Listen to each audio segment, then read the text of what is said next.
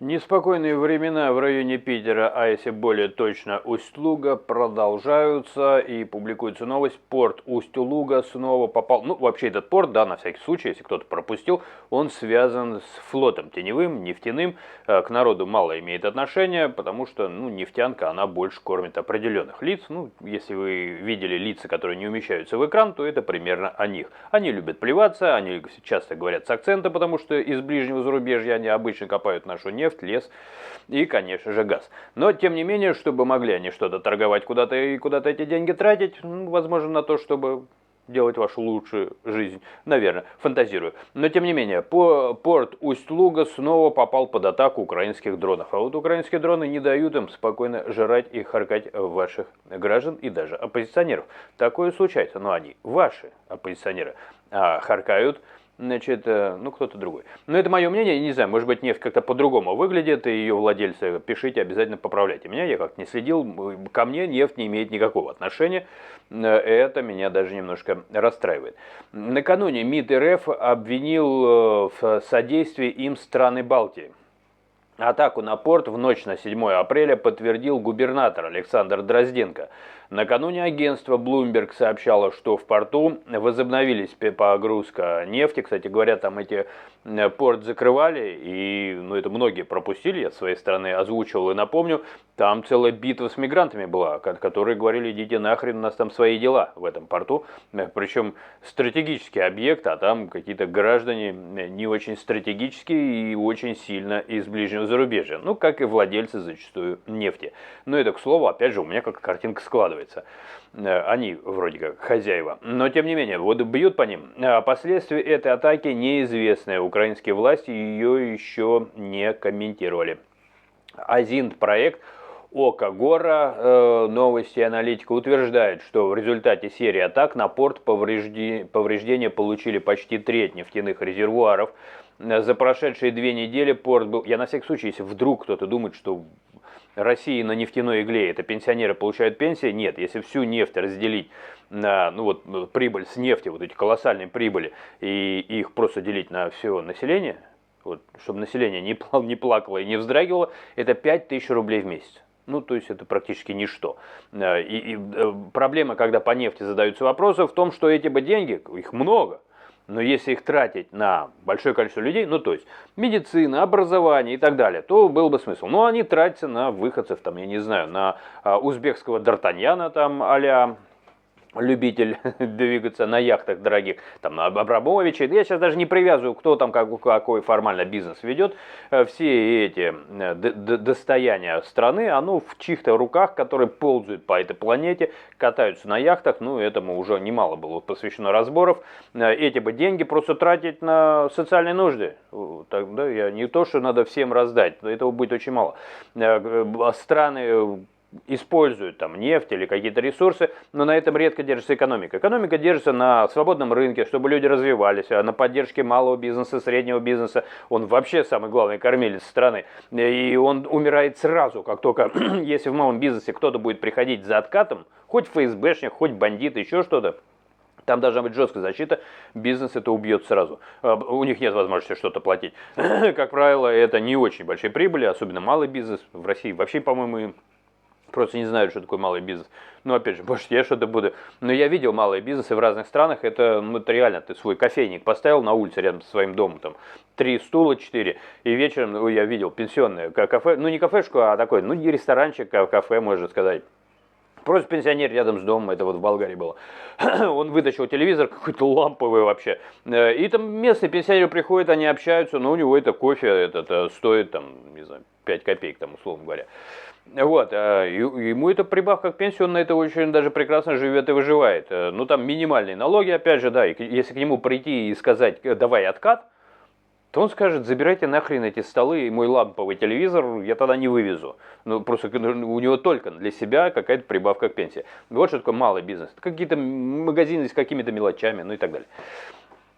А я это к чему? Когда такой бизнес не трогают, больше того, поддерживают, страна может жить спокойно, потому что люди действительно начинают зарабатывать, и появляется оборот денег, ну, дальше в экономику уже глубже не полезем. У нас тема другая. У нас тема того, что каким-то очередным узбекским д'Артаньяном бьют по карману. И это возмутительно, видимо. Из-за Украины, еще раз, меня это настолько не касается нефти, она настолько ко мне не имеет ни малейшего отношения, при том, что я родился в Москве. Но я в Москве очень быстро понял, что ко мне не имеет отношения три вещи. Это газ, нефть, лес. Страна, в которой, в общем, на сегодняшний день, кроме газа, нефти и леса, ни черта нет, но уже этого почти нет. Ну, впрочем, я не знаю, надо у китайцев спрашивать по поводу леса. Ну, и как бы все. И поэтому я не очень переживаю. Ну, то есть, это, конечно, печально, потому что там работают наши драгоценные мигранты вот в этом порту в огромном количестве, и это заминается. Почему? Ну, потому что даже работают там они. Больше того, они прорывались туда, внутрь их не пускали, ну, как бы, там же опасно. Они такие, там, у нас свои дела, там, битва была. Этому вообще не уделялось внимания. Там массовое побоище было с товарищами из ближнего зарубежья. Ну, на кой бы черт им это надо? Вот вы бы пошли, разбомбили ваш любимый какой-нибудь научно-исследовательский институт, где вы работали, а вы такие, нет, там пожар, вы, нет, я пойду работать. Ну вы же так не будете делать. Мне показалось очень странной, кстати говоря, эта новость. Она мне приоткрывает вот это, то есть Усть-Луг с какой-то новой страны. Либо они прятали там деньги, может там какие-то кубышки были, еще что-то. И они прорывались, они сказали, мы должны туда прийти на работу. Ну как бы официально, если к этому подходить, ну типа работать они хотели. Искусственный интеллект это воспринимал, я озвучивал эту новость, как, ну вот они там, для них же это выживание. Какое же это выживание, если там все горит? Наверное, какая-то другая причина. Вот у меня сложилось, может быть, там метадон много осталось, там, ну, на чем их ловят обычно. Ну вот, едем дальше. Из-за украинских ударов по услуга, и, кстати, там, ну, тоже теория, что там много песка, там этот порт еще чистить надо, но он сейчас совершенно не работает, на этом очень много могли с бюджета намыть, тоже как бы такое звучало, там какой-то песок, то есть надо выравнивать дно или еще что-то, песок это не учтенка вообще мощнейший, его самого продавать можно, и сколько ты на него потратил, сколько его там было, не узнаешь. В общем, по кому-то, по карману там влупили конкретно, вот насколько я понял. Имеет ли это отношение к международным отношениям и к боевой ситуации с Украиной, мне кажется, вообще. Вот как-то, ну как-то больше в строчках заглавий новостей это имеет отношение, а как по мне, там просто чьи-то какие-то карманные дела решаются. И вот те, кто в услуге, у кого карман, в этот карман все время прилетает что-то горячее и очень некомфортное. Как в «Калине красной» было сказано, да, деньги карман жгут. Вот мне кажется, что очень подходит к ситуации, но опять же, да, в любом случае, дай бог, чтобы никто не погибал, людям всегда мой призыв, конечно же, выжить. Иначе не будет смысла в моем канале. Мой канал относится к тому, как правоохранительная система работает. Но она не может работать, если все умрут. Поэтому, друзья мои, выживайте, и хорошие, и плохие. Что касается Усть-Луга, порт Приморска около 2 недель не могли принимать и отгружать топливо. Их работа была фактически парализована до конца прошлой недели. 5 апреля агентство Bloomberg сообщило, что в Усть-Луге возобновилась погрузка сырой нефти. Ну, в общем, она опять приостановилась, я так понимаю. Накануне серии ударов по порту прокомментировала официальный представитель МИД Мария Захарова. Она обвинила, но она все время комментирует, она 300 килограмм комментировала там кокаина, значит, там. Вот. А вот тут она сейчас комментирует, она обвинила, вообще она песни пишет, и сама, по-моему, под них танцует. Ну, дело в том, что тот, кому она пишет, это Фадеев, он глухой. То есть ему какую песню не напиши, наверное, он ну, скажет круто, там, Захаров все-таки. Вот, поэтому она, может быть, она когда танцует, просто кадрами разошли, я вообще не знаю только, что она танцует, там, калинку, что ли. Вот, мне кажется, она показывала Фадееву, что вот какая у меня песня. Она, наверное, показывала так. Просто она везде присутствует. Сейчас кто-то мне может сказать, что ты что, ты политический деятель, что ты несешь, ты давай говори о политике. Я-то готов поговорить о политике, но Захарова, она обо всем говорит, поэтому надо уточнить, что это очень широкий образ. Она обвинила соседние страны, расположенные в Балтии. Кстати говоря, она активна, она из тех, кто бьется за то, чтобы завозили по миллиону в месяц мигрантов, насколько я понял, там и ее начальник, самый,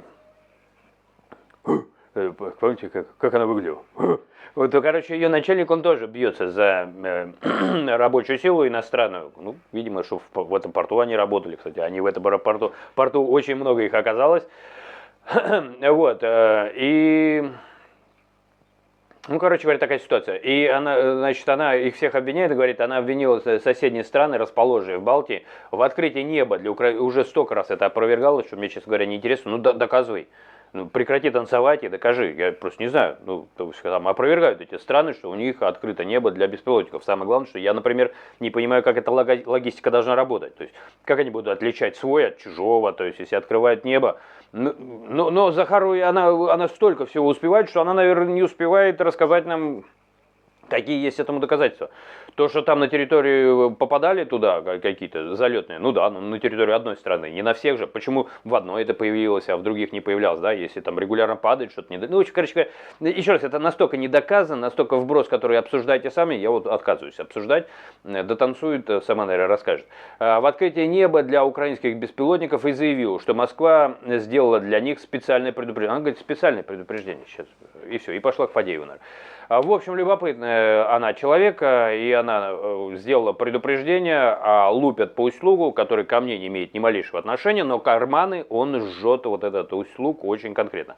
Нефть, там, ну, теневая торговля, да, почему там что-то как бы логично, ибо санкции, и это связано с Усть-Лугом. Ну, как бы, вот, наверное, рассказал все, что по этому поводу можно было добавить. Ну что, Захарова, Лавров, ну Лавров, да, он так про армянские диаспоры высказывался, что они очень классные, плюс, говорит, мигрантов не надо прекращать поток, опять же, на фоне Крокуса.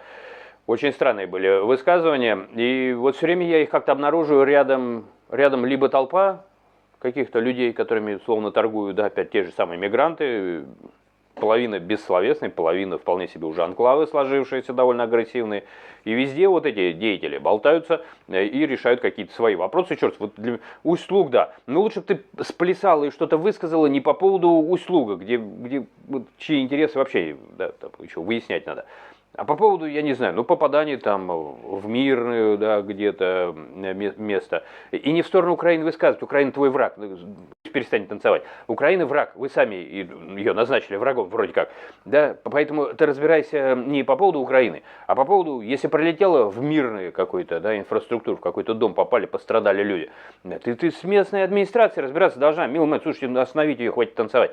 Ты должна разбираться с местной администрацией. Они должны защитить от противника. Если противник сильнее, взывать к международному сообществу, к международным, может быть, каким-то миротворческим силам. Вводить на территорию страны, чтобы они, чтобы больше ничего не пролетело. Они войдут, и ничего не пролетит. Даже по народу российскому не прилетит, хотя это, возможно, не входит в интересы танцующей барышни. Уж я не знаю. Да танцует, расскажет. Впрочем, не знаю, друзья, пишите со своей стороны, может, в чем не прав, но меня иногда сбивается, когда они везде свой нос засовывают. И я реально уже не знаю, кто это такая Захарова, потому что и в миграционной политике там они вылезают, и по поводу беспилотники летят Литва, Латвия, Эстония, ну доказывай, что они там летят. Я не знаю, я должен ей поверить. А я не знаю, когда, с кем она разговаривает. То с Фадеевым, глухим музыкантом, которого Пугачева создала, ну, притащила его откуда-то из Германии, то она... С кем она говорит-то вообще? Она вообще ко мне обращается? Вокруг Крокуса такой ажиотаж, резонанснейшие вопросы, люди в переживаниях, боятся, кто-то агрессивничает, ну почему-то, потому что в ужасе от того, что произошло. Ведется работа планомерно по контролю. И Бастрыкин высказывается в сторону. Я вот напоминаю, что у меня не пустые слова. Высказывается в сторону Госдумы, говорит, у вас уже Госдурой называют из-за того, что с границы непонятно что, приезжает непонятно кто. И вылезает Лавров, говорит, нецелесообразно, значит, с потоком что-то делать с границами. И я еще напомню, так уже, знаете, вишенка на торте, что, знаете, кто ушел под эгиду МИДа? Не говоря уже, что авария была там, да, один актер тоже на площади у МИДа. Все как-то туда сходится. А самое интересное, там сейчас начальник МИДа, ну, глава, короче говоря, по административно-хозяйственной части Островский. Я сам ошалел, когда это увидел, спрятался там. Это по делу Влада Бахова. То есть он там был, значит, губернатором, который не расследовал, мешал следствию, отвлекал внимание, народ вводил в заблуждение, народ просто от него бесился. Коррупционных связей вот столько. То машина какая-то, то на вертолете катается. Вот что ему... Ну, он из-под Жириновского вылез, насколько многие даже думают, что он его сын внебрачный, у Жириновского сын, извините. Дэдпула сразу вспомнил, анальные роды, в которых что-то пошло не так. Извините, ну просто фильм вспомнился. Я просто, ну, в общем, он появился, и к нему одни только вопросы. Народом был настолько нелюбим, что его убрали. Знаете, куда убрали? Ну вот к Лаврову под крылышко убрали. Ну, это уже вишенка, как и было сказано. Хотя в их случае вишенка тоже звучит как-то неоднозначно. Блин, открытым финалом закончим. Всем привет, берегите себя.